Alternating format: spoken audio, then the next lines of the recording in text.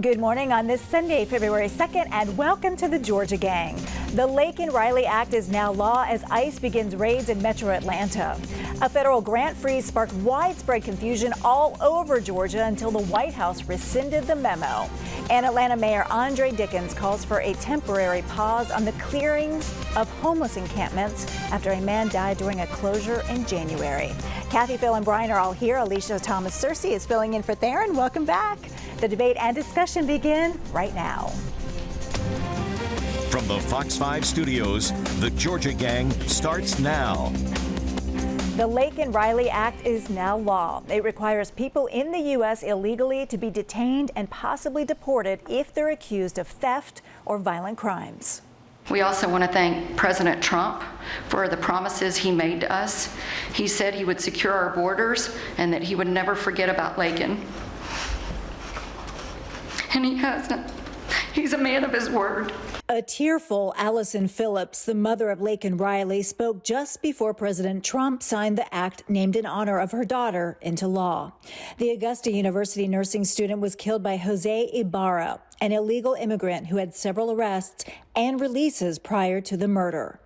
The new law requires federal officials to detain any immigrant arrested or charged with crimes and allows state attorneys general to sue the federal government for harm caused by immigration policy decisions. To Laken's family, we will keep Laken's memory alive in our hearts forever, everyone's hearts. With today's action, her name will also live forever in the laws of our country. President Trump said he appreciated the bipartisan support for this first piece of legislation that he signed since he took office on January 20th. Kathy, to you first this week, both Senators Warnock and Ossoff voted in favor of the Laken Riley Act. Well, there's parts of this that make good common sense. I mean, you know, if somebody is, arrested, in the country illegally, then I think, there bears a second look on what their status is. But it's really not how one should make policy. We've had opportunities, actually, my whole adult life to pass comprehensive immigration reform, and time after time it just has been politicized. And that's what concerns me about this, is you're only addressing a piece of the problem and you're not addressing the comprehensive nature of this issue. Secondly, I just am very concerned about unleashing attorneys general to sue the federal government over policy decisions, because sometimes you don't know what's going to happen until the unintended consequences play out. Phil? Well, we want to know what the consequences are going to be that are intended, and that's shutting down the border. It's telling the world that we're getting tough. And also with the Laken Riley Act, I know we've discussed it on the show, and that was a good opener there. Her death and mutilation by an illegal alien would never have happened if this had already been in law. And so who are we rounding up with the ICE raids that have started here in Georgia and elsewhere? We're rounding up the scum of the earth. We're rounding up murderers and rapists and child molesters. I mean, you see, these are all adult male. We all see the videos. This is great. 30,000 beds in Guantanamo that Trump and the Homeland Security are doing. I talked to Sheriff Pat Labata, Fulton County. He says, I'm honoring ICE detainers. I hope everybody else is. And having them go to Guantanamo, if we can't send them back to their home countries, will really relieve the stress on prison overcrowding. Alicia, what about some of these raids that are happening in metro Atlanta? The AJC reports that some arrests took place on Buford Highway in Chamblee and Brookhaven. Others happened in Lilburn and Tucker. I think we can all agree that we don't want criminals in our country, period. And so I don't have a problem with folks who are being taken in, who have committed a crime and they're dangerous to our community. You all know me. My concern is we're affecting kids in schools. And when you remove those protections from schools, hospitals, and places of worship, I'm deeply concerned about that. And so I appreciate superintendents from DeKalb and Gwinnett who have said, we're going to protect students and we're going to make sure that we continue to educate them. I don't think all of the people who have been rounded up are criminals. There are some people who are going through the process. They've done followed the right steps, but they are being swept up. You have a man who was arrested outside of church. Everyone is here illegally. And so those are not the people that Trump said he was after. And so I think this is much broader than they initially said it was going to be. And that's troubling. Brian? Whenever you get a problem that is this far out of hand, there is not easy, simple solutions. This is a complex issue. And we're going to have some tough moments as we are cleaning out our country of criminal illegal immigrants. We're going to see some visuals that are upsetting. It's because we should never have let it get to this place. I want to address Kathy's point that this is not comprehensive immigration reform. Of course it's not. It's targeted, it is specific, because that's what we can get done. This is something that has consensus. This was bipartisan. And the comprehensive immigration reform, which I totally agree that we need, and I think both sides are going to have to give in on some things that they're not going to like in order to get a deal that has consensus. But we can agree that if you have committed a crime in this country, and some of these are egregious crimes, Jose Ibarra was shoplifting, but a lot of these are rapists and drug dealers, as Phil said. Those folks had got to go. That's where we're starting. Well, I think, if we're going to do comprehensive reform, let's start with the bill that got passed by the House and the Senate, or was on its way under President Biden. Just bring it back up, and maybe Trump won't kill it this time. That allowed people coming into the border illegally, and it was capped. Now, that's ridiculous. And with comprehensive immigration reform, it's failed over the last 25 years because the left always puts on an amendment for a mass amnesty. It failed last time because President Trump told people not to vote for it. Yeah, because it was on its way. There was no border control No, it was because he didn't want there was no President border Biden control to have a opponent in that win. bill. You didn't read the bill. Alicia, final word on this. Just real quick, I appreciate both of our U.S. senators voting for this. It wasn't a perfect bill. It needed some work. It's still, but they understand that Laken Riley was their constituent too. And we will not forget her or others who are affected by these kinds of crimes. All right, I want to move on because we had another big story. A co-pilot of the American Airlines flight that crashed when it collided with a Black Hawk helicopter in D.C. had Georgia ties. Sam Lilly was from coastal Georgia and graduated from Georgia Southern. There he is. Gwinnett County High School graduate Ryan O'Hara was one of the soldiers aboard the Black Hawk. And President Trump is in his administration, Brian, saying this was a tragedy that did not need to happen. But then he went down this peculiar DEI road. I mean, the investigation was so early on. I mean, nobody knows what happened. They've got to go on a fact-finding mission, but yet this press conference, he just took kind of a strange turn. Even Republicans and Democrats agreed. I think if you take a step back and you say we've got to look at merit throughout the federal government, obviously we all agree that we want to have the most qualified, most capable people doing life and death jobs. And obviously air traffic control is a life and death job. We don't know everything just yet, but we do know that that particular control tower was understaffed on that night. I do think that we've had this issue with staffing in the FAA for a long time. It's hard to keep people, apparently. Maybe it's hard to get people with the federal salary limits. I'm not quite sure. But Trump would do himself well to talk about prioritizing, beefing up the FAA staffing, because we've had this issue for a long time. And look, people can look at the first one and go, this is a tragedy. He just got back into office 7 days ago. This is not Trump's fault that this happened. The next one will be on his watch. And so I think getting some stuff done to say, look, we're taking it seriously, we're doing something, that's a good move. Well, let's hope there isn't a next one, Alicia. He absolutely has responsibility here. He fired a whole bunch of people at the FAA when he got in office 7 days ago. So he is responsible for what's happening here. He's also responsible for his words, which are disgusting and unacceptable. No one knows the facts, all of the facts yet. And the other piece of this, if it's DEI, 80% of the FAA is white men, 20% women. So where are the DEI hires? Who are the people who are responsible for this? It is unbelievable that people have died, they're still recovering bodies, and the President of the United States of America is politicizing this issue and talking about things that make absolutely no sense. What did you think of the tone of his comments, Phil? I thought it makes a lot of sense for a president or the head of the transportation secretary or any one of us to be asking questions. We need some fast answers, too. You're right about the staffing, and I will criticize the first Trump administration and the Biden administration. That should have been fixed.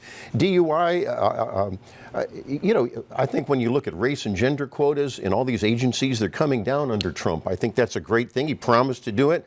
The dirty little secret is there's a lot of white employees that are suing FAA because they've been removed to get the gender and racial quotes. That's wrong. I agree with you. 80% white men. How is that possible? Well, you know, the majority of this country is white. So what are you going to do? Fire everybody? All right, Kathy. Well, there's not quotas, right? The question is if we need to make sure that people have access to the kinds of jobs that people would want to have, like with the FAA, pays well, good profession, good retirement, then we want to make sure that we're reaching out and getting the best and the brightest. Not to hire, let me just hire who looks like me. I hope we are. You know, they dropped the education requirements for air traffic controllers. There are some of these cases where some people have the air controlling management from colleges. They don't hire them. That's bad.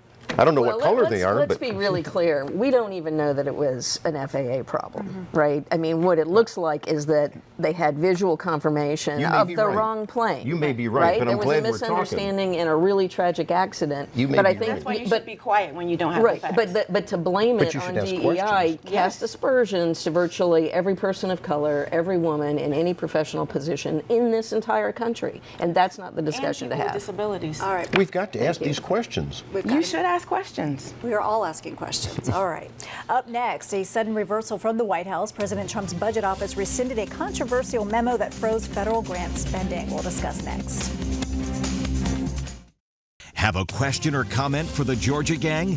Email them at georgiagang@foxtv.com. President Donald Trump's budget office on Wednesday rescinded a memo freezing spending on federal grants. And the move comes less than 2 days after the order sparked widespread confusion across the country, including right here in Metro Atlanta. Phil, to you first on this. This wasn't the best rollout. No, it wasn't in terms of messaging and telling everybody what you're going to do. It's only, let me be clear, it's only partially rescinded. Yes, the memo was rescinded, but not the president's executive order, because what we do need in this country, and I have criticized both parties over the years for excessive spending, reckless spending, we do need, and there's nothing wrong with this, we do need to look at all of the money that's been in the pipeline under the Biden administration that's going out for crazy stuff, expensive green energy deals that are failures. And so I don't see anything wrong. And the Wall Street Journal had a big editorial, which I thought says this is all legal for a president to stop and look at what's being spent. Now, because of the mess up, I think they learned a lesson, but this is the right thing to do. We got to cut spending. I thought that's what everybody wanted to do with an out of control deficit. Kathy. God, Phil, you always just make my statement have to unpack so much, right? I mean, just to talk about the deficit, when the president comes forward and wants to give tax breaks to billionaires, let's talk about the deficit. It's for everybody. But let's just talk about how this impacts Georgia. This impacts Head Start, child care, housing for people who might have mental illness or disabilities that would be unhoused in a minute and no alternative of where to go. Plus, all of this then starts to fall when you start to backfill on something like this. It's going to start falling yet again to individual property owners, right? And then you're going to exacerbate the housing crisis. We could go on, but that's the problem with this president. He's 7 days in when he did this, shooting from the hip without any investigation about what are the impacts, how are we going to do this? Yeah, let's look at government, let's look at programs. We do it in an orderly fashion, but you don't hit all the pins in the bowling alley and then put them back up after they're down. Brian. The Trump administration has put out a blizzard of executive actions over the last couple of weeks. So much so that they've really had the Democrats on their heels. Democrats not really knowing how to respond, not knowing what to focus on because so much is coming down the pike. This gave them a gift. This was a bit of a hiccup, and it gave them a place to aim their fire in these partisan message wars. Certainly, federal programs, like businesses, need certainty and predictability. And anything that causes unpredictability causes chaos. And that creates a lot of wasted time and a lot of wasted energy. This was a mistake. I don't think the Trump administration has doubled down on it. I think that they've acknowledged in their own way that this wasn't handled the right way, and they're looking to course correct. The bigger picture is they seem to be serious about cutting federal spending, which is out of control. Now, I will remind people, I'm a broken record on this, discretionary spending ain't going to fix the problem. We got to raise the retirement age. We've got to reform Medicare and Social Security, or we're going to bankrupt the country. So Americans, that's your choice. Or we Alicia. can tax billionaires and let them pay They what they won't should do be it. paying. They will move their money somewhere else. They will move it offshore. Well, let's That's just see. not something that's going to do All it. right, Let's my try turn. it. Listen, I want to bring this home. This is not about political platitudes and, oh, we want to, make all these changes. Today, as we are taping the show, there are child care workers who will not get paid because child care centers cannot meet payroll because they did not receive CAPS funding.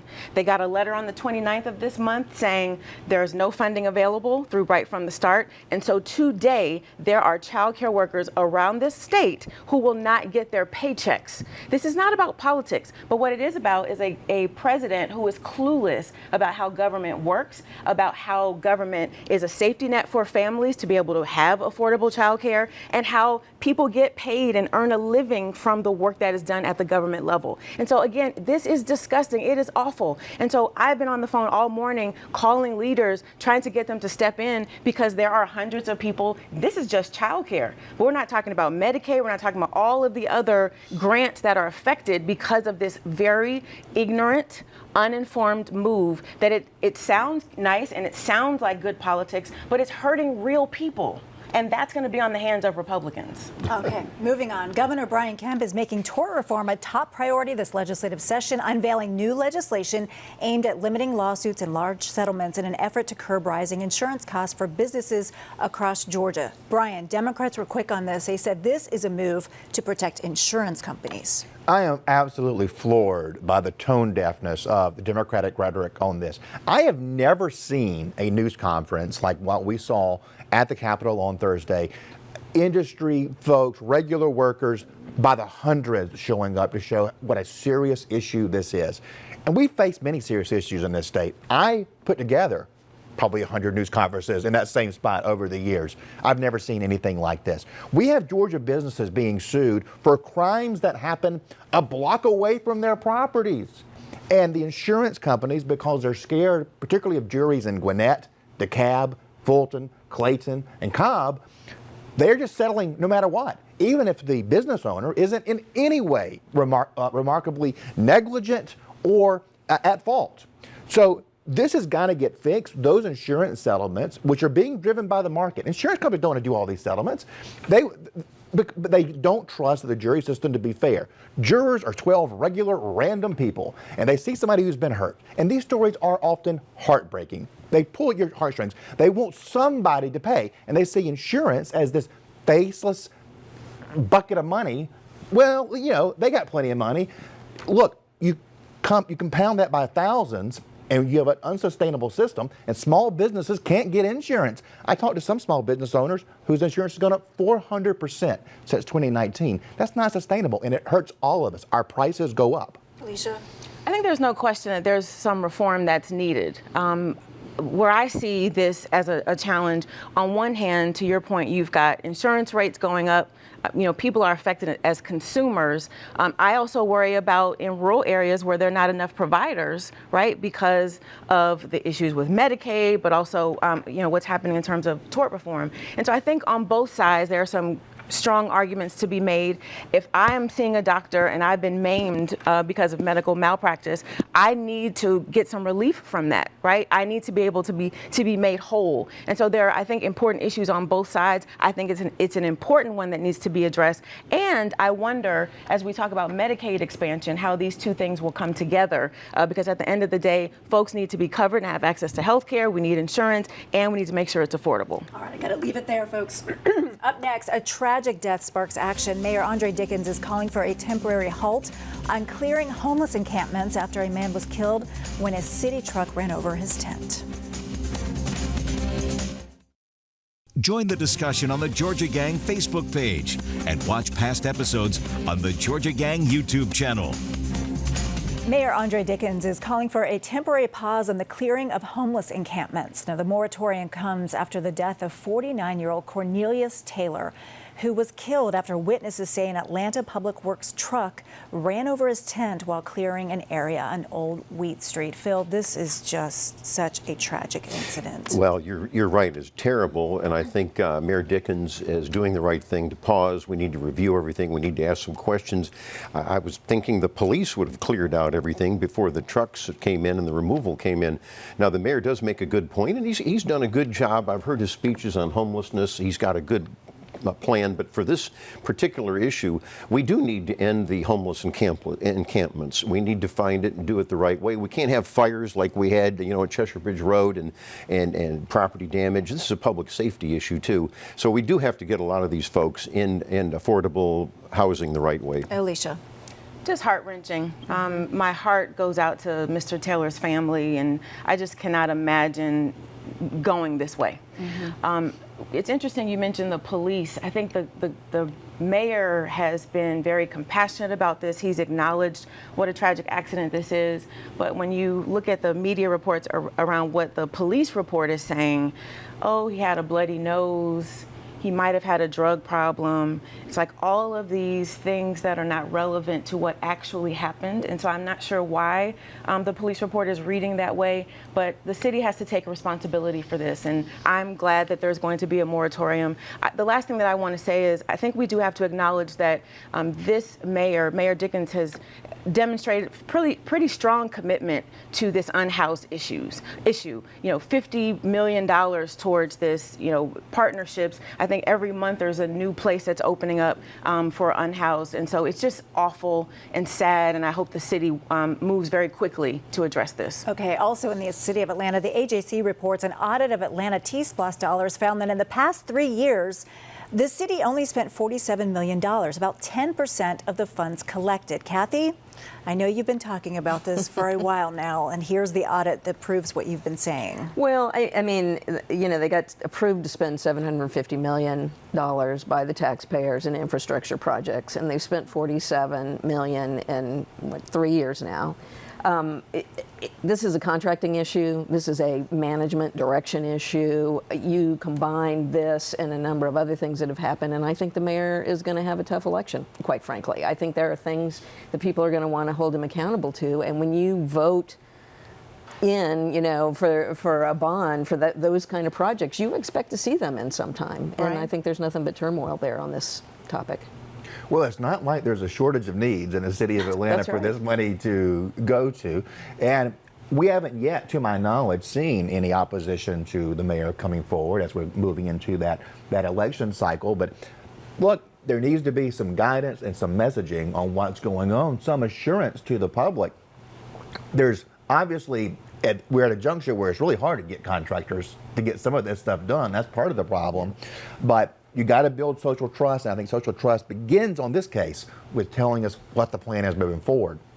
All right, we'll leave it there, folks. Coming up, winners and losers. Stay tuned. Time now for the week's winners and losers. One of my winners this week is Shane Jackson. He's a friend of mine. He's also president of Jackson Healthcare. Well, he's out with a new book, and it's called This is the Thing, about life and owning your purpose. It's a great read if you feel like there's just something missing in your life, and don't we all feel that way sometimes? It's already a bestseller on Amazon. Also, Georgia Trend Magazine. I emceed their most influential Georgians event this week at the Georgia Aquarium. Congrats to all of the honorees, including Georgian of the Year Mayor Andre Dickens. Also, former Atlanta Mayor Shirley Franklin and Dan Cathy were inducted into Georgia Trend's Hall of Fame. So it was a fun event, and I know, Brian, you write for the magazine as well. I do, and for some reason I'm not invited to this event. I guess you're not one of the most influential. Yeah, they want my opinion, but it apparently doesn't influence anybody. I hear you. James Magazine loves you. Thank you. My winner this week is our old friend Bill Nigut, who has ended a long 40-plus year career in the Metro Atlanta media market. His last day with the AJC was on Friday.